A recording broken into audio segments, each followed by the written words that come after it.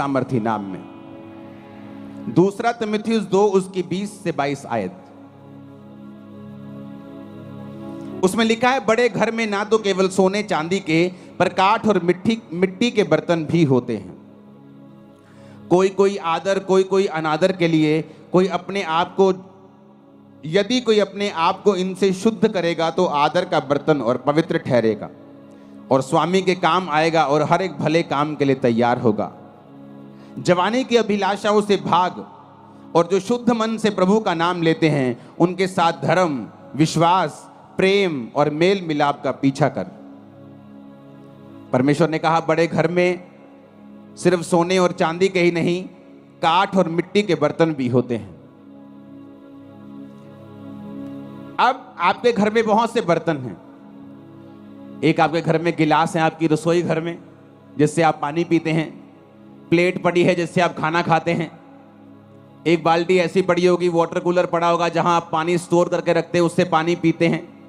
और एक कहीं नुक्कड़ में रसोई घर में एक कूड़ेदान का बर्तन भी पड़ा होगा, जहां हर तरह का कूड़ा, खराब वस्तु, खराब खाना, बिगड़ा हुआ खाना आप उस कूड़ेदान में डालते हैं। वचन क्या कहता है कि वो कूड़ेदान का जो बर्तन है वो भी उसी घर का है, और जो आदर का बर्तन है जो स्वामी के मुंह से लगता है वो भी उसी घर का बर्तन है। तो परमेश्वर ने कहा कि लोग है तो मेरे विश्वासी, है तो मेरे बच्चे, है तो मेरे ही घर के बर्तन, पर कोई तो आदर का बर्तन है और कोई निरादर का बर्तन है। और लिखा, जो कोई अपने आप को इनसे शुद्ध करेगा, किन से? व्यभिचार से, पाप से, शरीर के कामों से, निंदा से, चुगली से, विश्वासघात, माता पिता की आज्ञाओं को ना मानना, ढीठ, घमंडी, लड़ने वाले, गालियां निकालने वाले। परमेश्वर ने कहा, अगर तुम इन चीजों से अपने आप को शुद्ध नहीं करोगे तो तुम अनादर के बर्तन ठहरोगे, और अगर तुम अपने आप को इन चीजों से शुद्ध करोगे तो आदर के बर्तन ठहरोगे। अगर तुम आदर के बर्तन ठहरोगे तो स्वामी के काम आओगे। अगर तुम स्वामी के काम आओगे, उसके मुंह से लगाए जाओगे, तुम्हारी आशीषें अलग होंगी। तुम्हारी आशीषें दूसरों के जैसी नहीं होंगी, क्योंकि तुम आदर के बर्तन हो। लिखा है, क्योंकि मनुष्य स्वार्थी, लोभी, डींगे मारने वाला, अभिमानी, निंदक, जिसे अपना ही स्वार्थ है, जो हर काम अपने ही फायदे के लिए करता है, लोभी है, लालची है, हर चीज को बेचना आता है उसे, डींग मार। वो चर्च में गए थे, अच्छा ठीक नहीं हुए, आ जाओ मेरी चर्च में। डींगे मारनी। खुदावंद का आत्मा यहां आपको हील करता है, मैं नहीं। और ये सुनो मेरी बात,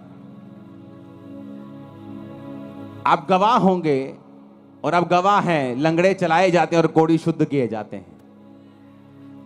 लेकिन आपने कभी ऐसा नहीं सुना होगा कि अगर चंगाई चाहिए तो सिर्फ मेरी चर्च में आओ। यह निशानी है कि वो पास तक गिर चुका है और वचन में नहीं।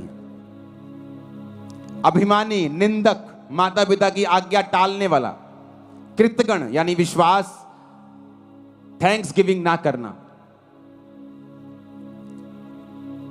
ऐसे दो तरह के लोग होते हैं। प्रभु के सामने कृतज्ञ, लोगों के सामने कृतज्ञ। प्रभु जो मर्जी कर दे उसका थैंक्स नहीं करते, अगली डिमांड, उसके अगली डिमांड। जो प्रभु ने पीछे किया उसका कोई थैंक्स नहीं, अगली डिमांड, उससे अगली, उससे अगली, उनको कृतज्ञ बोलते हैं। और ऐसे लोग भी होते हैं, आप अगर उनके लिए कुछ करेंगे, बोलेगे ले मैं तो इनका वर्कर हूं, ये तो इनका फर्ज बनता था करना। मैंने लाइफ में वर्कर देखे 30-30 साल से काम करते हुए, सेम सैलरी, धीरे धीरे सैलरी बढ़ रही है कछुए की चाल से, और कोई हेल्प नहीं की। मैंने देखे हैं वर्कर लोगों के घरों में काम करते, लोगों की जिंदगियों में काम करते हुए। तो उसने कहा, जब तुम्हारी हेल्प हो, जब तुम्हें कुछ मिले तो उसका थैंक्स करो, वो इंसान हो या परमेश्वर। अपवित्र, दया रहित, क्षमा रहित, दोष लगाने वाला, असंयमी, कठोर, भले के बैरी, विश्वासघाती, ढीठ, घमंडी, प्रभु के नहीं सुख विलास के चाहने वाले भक्ति का भेष धरेंगे पर शक्ति को ना मानेंगे, ऐसों से परे रहना। परमेश्वर ने कहा यदि तुम अपने आप को इनसे शुद्ध करोगे तो आदर के बर्तन ठहरोगे।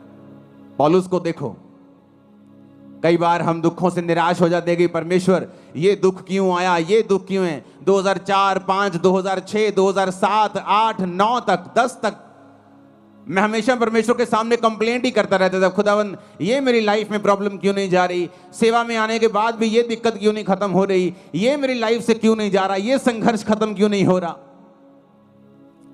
आज हम पौलुस की पत्रियों को पढ़ते हैं। अगर हम पौलुस की पत्रियों को पढ़ते हैं, उन 13-12 जितनी भी 13 पत्रियां हैं, तो पौलुस की पत्रियों को पढ़ते पढ़ते हमें यह समझ आती है कि पौलुस ने अपनी 13 पत्रियों में एक ही बात की है, तुम्हारे कैरेक्टर को किस तरह से मजबूत रखना है, क्योंकि शैतान तुम्हारे कैरेक्टर को खत्म करके ही तुम्हारी लाइफ में काम करता है। और पौलुस ने कहां से ये पत्रियां लिखी हैं? जेल में से। जेल कैसे गया? सुसमाचार के लिए, अपने पाप के लिए जेल नहीं गया। वो लोग अपने पापों के लिए जेल जाते और बोलते कि मैं प्रभु के लिए जा रहा हूं, लेकिन बाइबल कहती है वो खुदाबंद के कामों के लिए, लोग उससे जेलसी करते थे, वो जेल में गया। जेल में गया तो एक आम इंसान सोच सकता है कि अगर ये परमेश्वर का दास है तो फिर जेल में क्यों गया, फिर प्रभु इसको बाहर क्यों नहीं निकालता। लेकिन वचन में क्या लिखा है? वचन में लिखा है कि जब वो जेल में गया तो वो सारी पत्रियां उसने जेल के अंदर से लिखी। प्रभु को मालूम था पतरस की इतनी पत्रियां क्यों नहीं, क्यों मैं बताता हूं, क्योंकि पतरस बाहर से विकाई में था और हर टाइम बिजी रहता था, कभी वहां कभी वहां कभी वहां मीटिंग है, कभी वो विश्वासियों के पास, कभी उस कलीसिया के पास। उसकी केवल 2 पत्रियां बाइबल में है, पहला पतरस और दूसरा पतरस। अब जब सेवकाई में कोई तो चाहिए जो इस लेवल का हो, जो पतरस के लेवल का हो, जो यूहन्ना के, याकूब के लेवल का हो, उसी की पत्रियां काम आएंगी। छोटे लेवल का कोई लिखेगा तो उसकी पत्रियों में वो बात नहीं होगी, वो पवित्र आत्मा की भरपूरी नहीं होगी। तो परमेश्वर जानता है कि पौलुस एक ऐसा जन है जो उस लेवल का प्रेरित है। और वचन क्या कहता है? वो जेल में गया और उसने पत्रियां को लिखा। परमेश्वर का उसको जेल में डालने का रीजन ये था कि आने वाले समय में इतनी सेवकाई का असर पतरस का नहीं हुआ जितना पौलुस का हुआ। आज हम किसकी पत्रियों को पढ़ के अपने कैरेक्टर को सही रखते हैं? पौलुस की पत्रियों को पढ़ के, हाँ या ना? पौलुस की पत्रियां पढ़ते हैं। आप तिमुथियुस पढ़ो, जहां उसने लिखा है अपने स्पिरिचुअल सन को, उसने कहा मैं अपने आत्मिक पुत्र तिमुथियुस को लिखता हूं, ये करना है, ये करना है, ये करना है। दूसरा तिमुथियुस कैरेक्टर के बारे में, कुलस्सियों कैरेक्टर के बारे में, थिस्सलुनीकियों कैरेक्टर के बारे में, तीतुस की पत्री, फिलेमोन की पत्री। अगर आप इन पत्रियों को पढ़ेंगे आपको कैरेक्टर नजर आएगा कि पौलुस ने कैरेक्टर के विषय में बहुत सी बातें की हैं। हालेलुया। लेकिन कैसे की? बाइबल कहती है हर एक चीज मिलकर भलाई को पैदा करती है जो प्रभु यीशु से प्यार